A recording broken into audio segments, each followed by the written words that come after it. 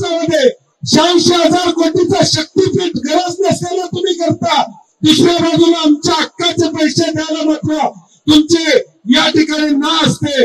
आणि म्हणून याचा जेवढा निषेध करावा तेवढा निषेध आम्ही करणार आहोत।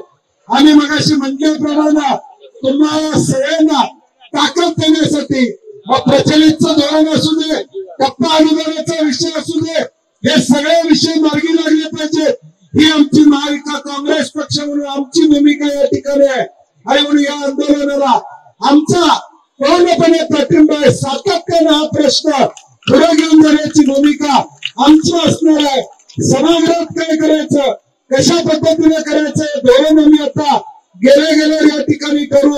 परंतु मगाशी म्हटल्याप्रमाणे जोपर्यंत निर्णय होत नाही तोपर्यंत आमचं ठरलंय हलायचं नाही, आमचं ठरलंय, आमचं ठरलंय।